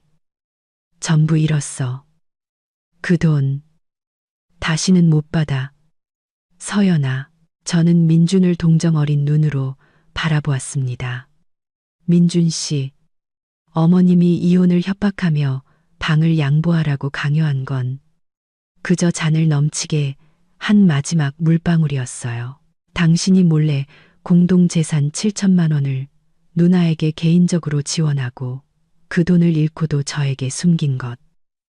그것이야말로 이 결혼에서 신뢰를 완전히 깨뜨린 배신 행위였어요. 당신은 제 노력과 재정적 기여를 무시하고 있었던 거예요. 당신은 이 집을 함께 지은 아내의 이익보다 누나의 이익을 우선시했던 거고요. 진실이 드러났습니다. 민준에게는 더 이상 도망칠 곳이 없었습니다. 그는 제가 단순히 방 문제로 화가 난 것이 아니라 이 결혼의 본질적인 문제, 즉 그가 신뢰할 수 없는 남편이라는 진실에 직면하고 있다는 것을 깨달았습니다. 저는 몸을 곧게 펴고 최대한 차가운 태도를 유지했습니다. 민준 씨, 전 충분한 증거를 가지고 있어요. 그리고 다음 단계를 밟을 준비도 마쳤습니다. 당신 어머님이 우리에게 제안했던 바로 그 단계 말이에요. 이혼이요. 민주는 저를 올려다 보았습니다. 그의 눈은 공포로 커졌습니다. 그는 이제 제 결정이 더 이상 협박이 아니라 되돌릴 수 없는 현실이라는 것을 깨달았습니다. 이혼 선언을 한 후 저는 민준을 바라보았습니다. 그의 얼굴은 새하얗게 질려 있었습니다. 그는 방금 들은 말을 믿을 수 없다는 듯 했습니다. 배신과 재정 위기의 무게가 그의 나약함을 완전히 짓눌러 버렸습니다. 서연아, 너 지금 뭐라고 했어? 이혼? 안 돼. 난 이혼하고 싶지 않아. 제발 그러지 마. 내가 잘못했어. 민준이 울음을 터뜨렸습니다. 그는 다시 제 손을 잡으려 했지만 저는 재빨리 뒤로 물러섰습니다. 민준 씨, 제 말은 확고합니다. 이 결혼은 당신 어머님이 제가 방을 양보하지 않으면 이혼하라고 요구했던 그 순간 이미 끝났어요. 그리고 당신이 몰래 공동 재산을 형님께 넘겨주고 손실을 입혔을 때 더 이상 돌이킬 수 없게 된 거고요. 신뢰가 깨졌는데 저는 더 이상 이 삶을 계속할 수 없어요. 저는 얇은 서류 뭉치를 꺼냈습니다. 그것은 제가 제주도에 가기 전 미리 준비해둔 협의 이혼 신청서였습니다. 변호사와 상담하여 작성한 재산 분할 합의서 초안도 함께였습니다. 저는 그것들을 7천만 원 거래 내역서 사본 옆 테이블 위에 놓았습니다. 민준 씨, 저는 초기 절차를 모두 마쳤어요.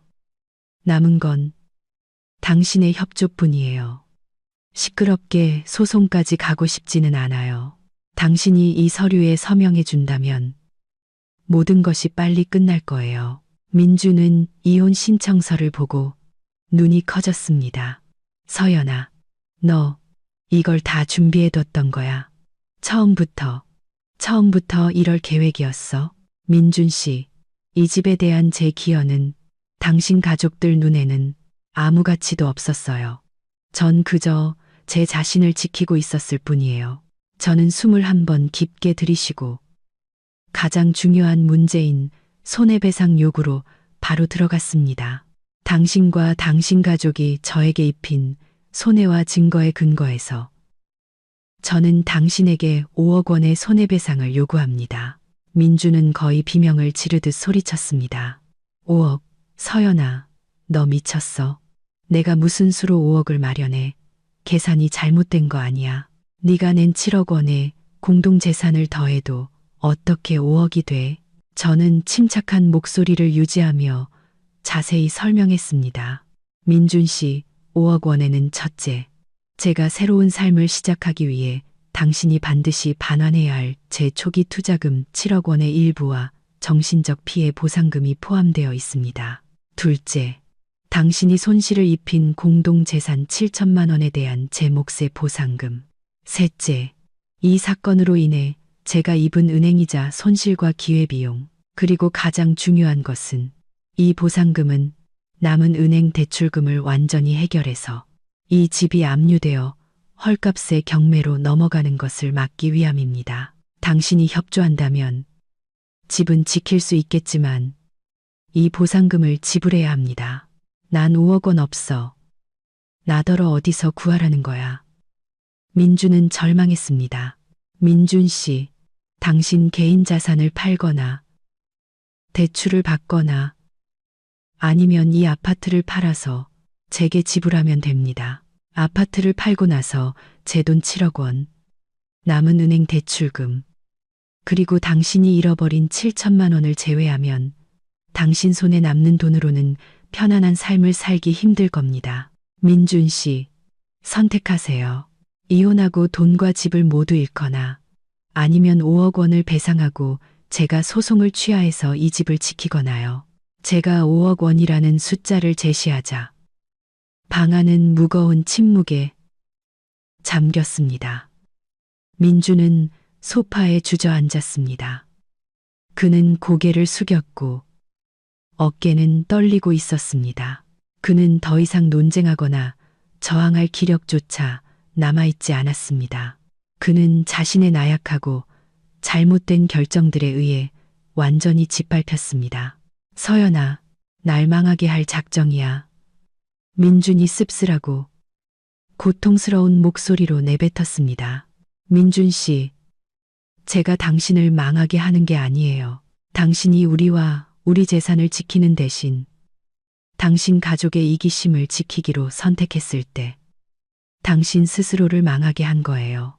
저는 그저 재정적 신뢰를 깨뜨리고 공동재산에 손실을 입힌 당신의 행위에 대해 책임을 지라고 요구하는 것뿐이에요. 저는 여전히 필요한 냉정함을 유지하며 대답했습니다. 바로 그때 안방문이 열렸습니다. 모든 대화를 엿듣고 있던 신우이가 분노와 공포에 찬 얼굴로 걸어 나왔습니다. 올케, 너 지금 뭐라고 했어? 5억, 너 미쳤어? 어떻게 그런 말도 안 되는 돈을 요구할 수가 있어? 우리 가족 전부를 길바닥에 나앉게 할 셈이야. 신우이는 제게 곧장 다가와 손가락질을 했습니다. 저는 신우이를 돌아보았습니다.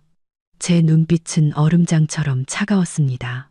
형님, 다시 한번 말씀드리지만 이 일은 저와 민준 씨의 문제입니다. 형님은 우리 부부의 공동재산 7천만 원을 손실시켰어요. 형님에게도 책임이 있지만 저는 민준 씨에게 보상을 요구하고 있습니다. 형님이 아니고요. 더 이상 저희 부부의 사적인 대화에 끼어들 권리가 없으세요. 나는 얘 누나야. 내 동생을 지킬 권리가 있어. 신우이가 반박했습니다. 네, 어떻게 민준 씨를 지키셨죠? 그를 꿰어 공동 자금을 받아내 사업에 실패하고 그를 집을 잃을 위기에 빠뜨리는 방식으로요. 형님, 은행 대출금이 제때 상환되지 않아서 이 아파트가 곧 경매에 넘어갈 거라는 건 아세요? 형님이 지금 편안하게 쉬고 있는 바로 그 안방이 있는 집 말이에요. 저는 조금도 봐주지 않고 직설적으로 말했습니다. 그 말을 들은 민주는 더욱더 무너져 내렸습니다. 그는 신우이를 돌아보았습니다. 그의 눈에는 원망이 가득했습니다. 누나, 방으로 돌아가. 이건 우리 부부 문제야. 누나가 이미 충분히 일을 크게 만들었어. 신우이는 멍하니 서 있었습니다. 신우이에게서 전화를 받은 시어머니도 서둘러 아파트로 달려왔습니다. 그녀는 들어서자마자 서로 마주 선 저와 민준, 그리고 충격에 빠진 신우이를 보았습니다. 무슨 소란이야? 서연아, 너 돌아왔구나. 당장 계좌에 돈 다시 넣어놔. 이런 식으로 집안을 망치는 짓은 용납 못해. 시어머니는 여느 때처럼 권위적인 목소리로 소리쳤습니다. 저는 시어머니를 보았습니다. 제 눈에는 조금의 두려움도 없었습니다. 네, 어머님, 저 돌아왔어요. 그리고 민준 씨와도 다 이야기했습니다. 민준 씨가 입힌 재정적 손해에 대해 5억 원을 배상할 것을 요구했어요. 그렇지 않으면 저는 이혼 서류에 서명하고 이 집은 은행이 처리하도록 둘 겁니다. 시어머니는 민준을 보았습니다. 아들의 넋이 나간 얼굴을 보고 그녀는 진짜 두려움을 느끼기 시작했습니다. 그녀는 저를 향해 다시 권위를 세우려 했습니다. 네가 감히 날 협박해? 그런 말도 안 되는 돈은 요구할 수 없어. 민주는 어머니와 누나를 올려다보았습니다. 그의 눈에는 고통과 함께 혹독한 현실에 대한 깨달음이 담겨 있었습니다. 그는 제 말이 옳다는 것을 알았습니다. 그는 자신의 나약함과 가족의 맹목적인 간섭 때문에 모든 것을 잃었습니다. 그는 돈을 잃었고, 집을 잃었고, 가장 중요하게는 그와 함께 모든 것을 잃은 아내를 잃을 위기에 처했습니다. 민주는 고개를 숙이고 흐느껴 울기 시작했습니다. 엄마, 누나, 제가 잘못했어요. 제가 모든 걸 망쳤어요. 서연아, 미안해. 내가 잘못했어. 미안해. 민준의 붕괴는 단순히 가슴 아픈 광경이 아니었습니다. 그것은 마지막 경고였습니다. 시어머니와 시누이는 민준, 그들이 늘 자랑스러워하던 아들이자 동생이 바로 자신들의 간섭 때문에 무너져 내리는 것을 망연자실하게 바라보고 있었습니다. 시어머니는 더 이상 위엄을 유지할 수 없었습니다. 그녀는 민준에게 다가갔지만 민준은 뒤로 물러섰습니다. 그는 원망 가득한 눈으로 어머니를 보았습니다. 엄마, 이제 보셨어요. 전 모든 걸 잃었어요. 집도, 아내도, 돈도요. 전부 제가 나약해서 엄마와 누나 마음 상하게 할까봐 두려워해서 이렇게 된 거예요. 제가 모든 걸 망쳤어요. 민주는 흐느꼈습니다. 민주는 저를 돌아보았습니다. 그의 붉어진 눈에는 진심 어린 후회가 가득했습니다. 그는 제 앞에 무릎을 꿇었습니다. 시어머니와 시누이 모두를 경악하게 만든 저조차 예상하지 못했던 행동이었습니다. 민준의 목소리는 메어 있었습니다. 그는 누나에게 몰래 돈을 보냈습니다. 미안해. 내가 잘못했어. 누나가 그저 놀고 있는 돈이라고. 친누나를 도와줘야 한다고 설득했어. 나는 엄마가 너무 무서웠어. 엄마가 화낼까봐. 그래서 엄마가 우리 부부 생활에 너무 깊이 개입하게 놔뒀어. 민주는 제 옷자락을 붙잡았습니다. 네가 배상을 원한다면 받아들일게. 내가 가진 모든 걸 팔게. 친구들에게 돈을 빌릴게. 너한테 갚기 위해 죽어라. 일할게. 하지만 서연아, 제발 이혼만은 하지 말아줘. 당장 소송을 취하해달라는 게 아니야. 하지만 내가 다시 시작할 수 있다는 걸 증명할 기회를 한 번만 줘. 나는 네가 필요해. 이 집이 필요해. 우리 가족이 필요해. 서연아. 민주는 제 발치에 고개를 파묻었습니다. 그의 사과는 제가 들어본 것 중 가장 절망적인 사과였습니다. 저는 민준을 보았습니다.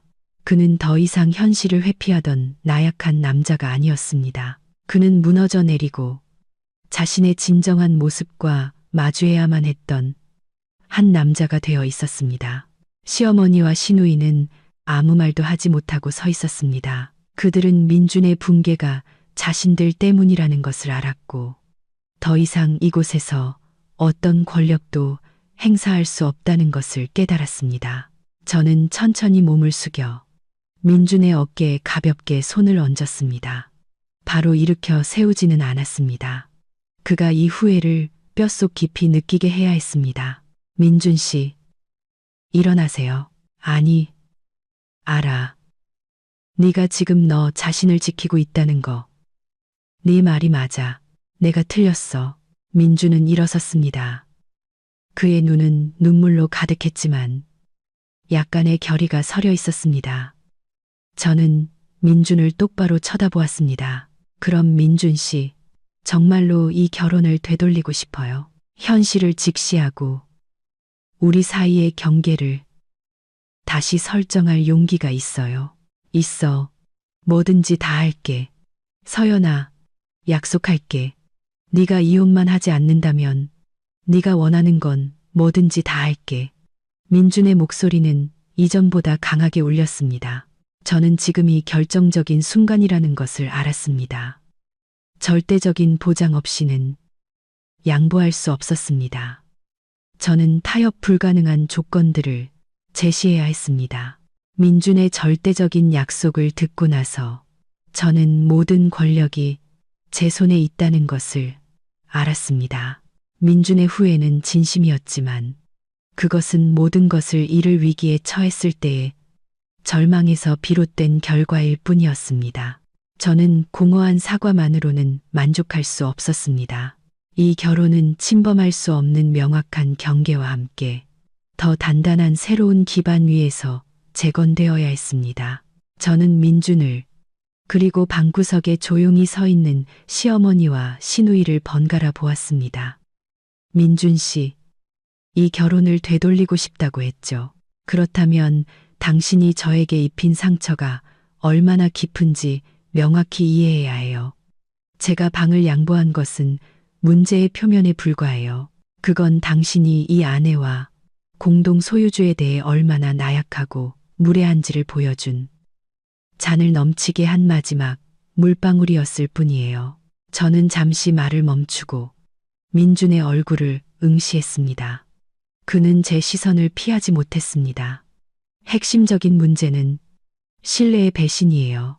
당신이 제게 한마디 상의도 없이 공동재산을 형님께 넘겨준 것. 그것은 배우자를 존중하지 않고 제 재산과 노력을 무시하는 사람의 행동이에요.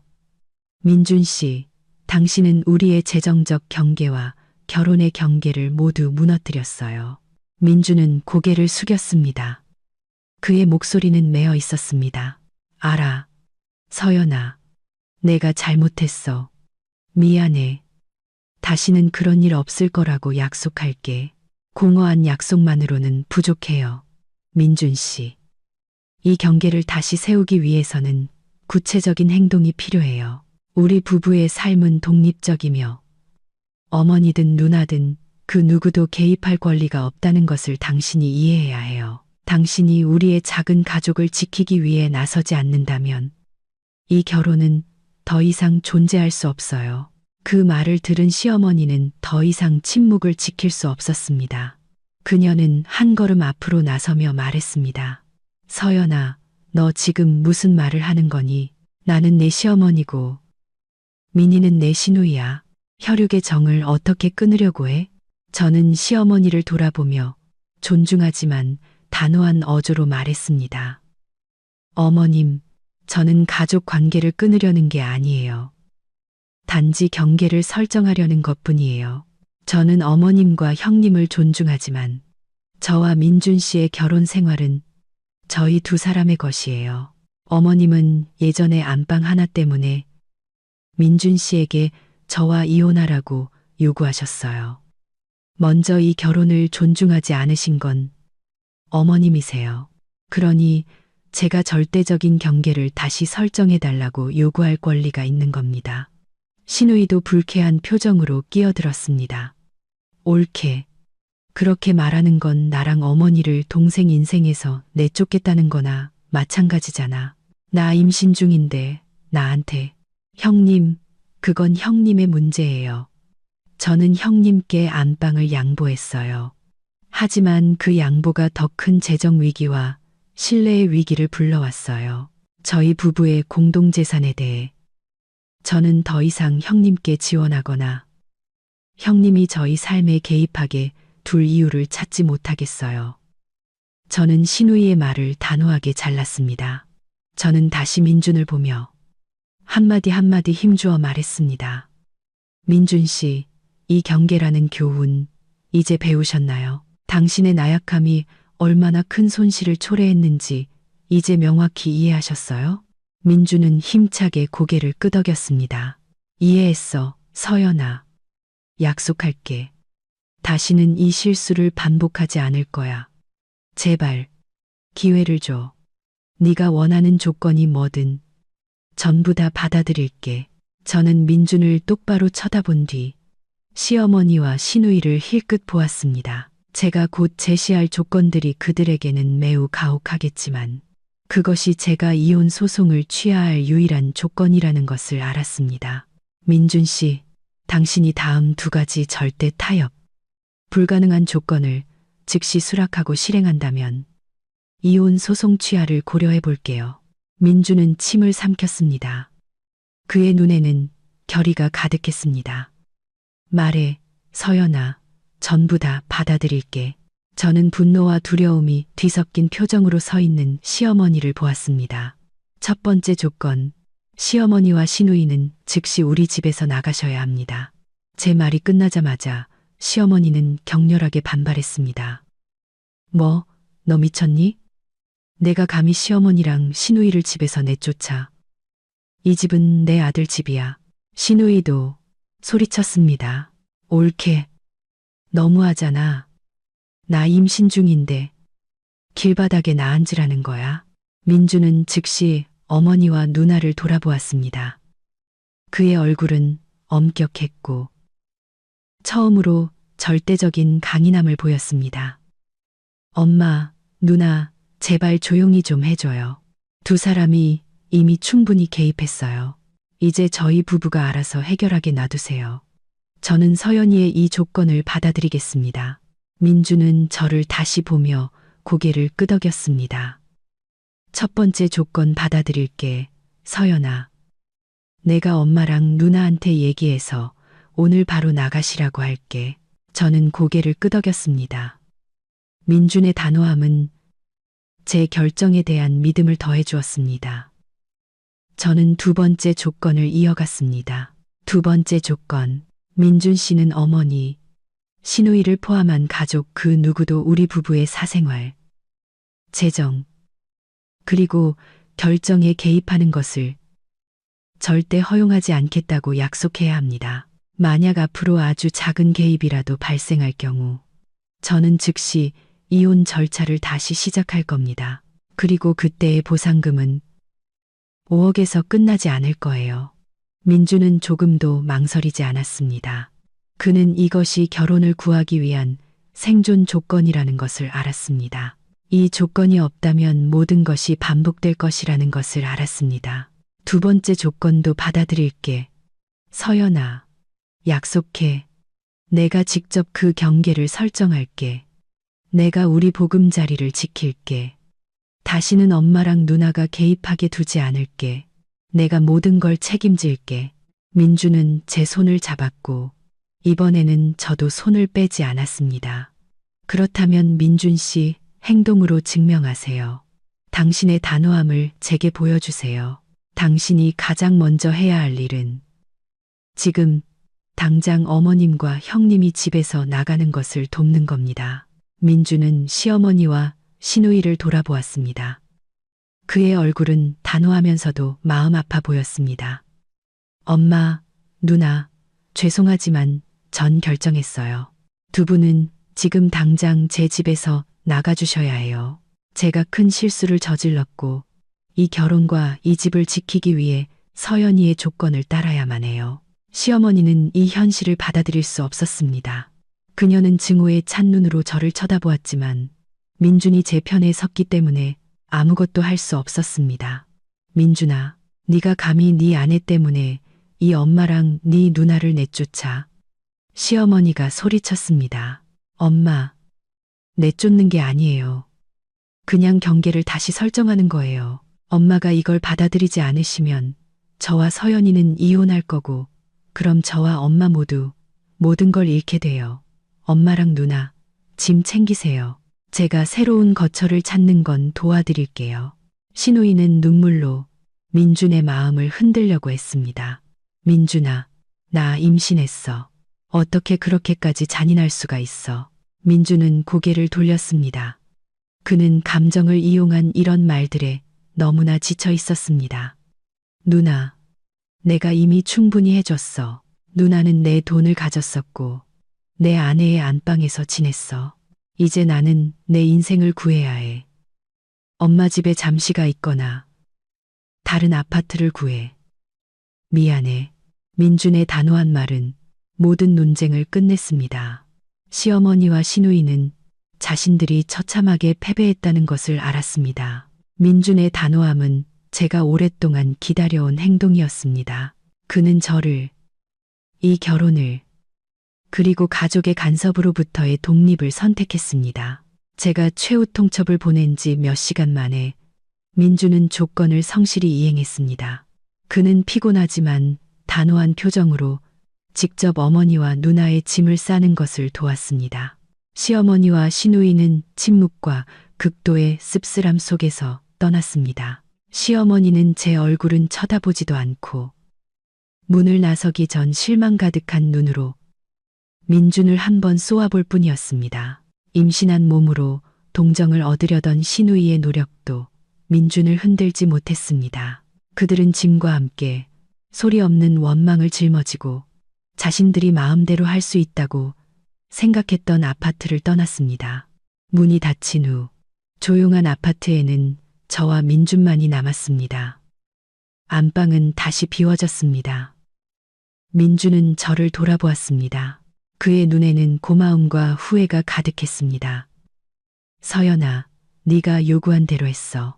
엄마랑 누나는 떠났어. 다시는 그 누구도 우리 부부 생활에 개입하게 두지 않겠다고 약속할게.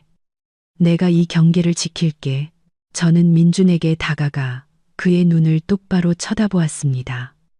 민준 씨, 그 약속 꼭 지키길 바라요. 오늘 당신의 행동이 우리 결혼을 구했어요. 이혼 신청과 손해배상 요구는 잠시 보류할게요. 민주는 수톤에 짐을 내려놓은 듯 안도의 한숨을 내쉬었습니다. 고마워.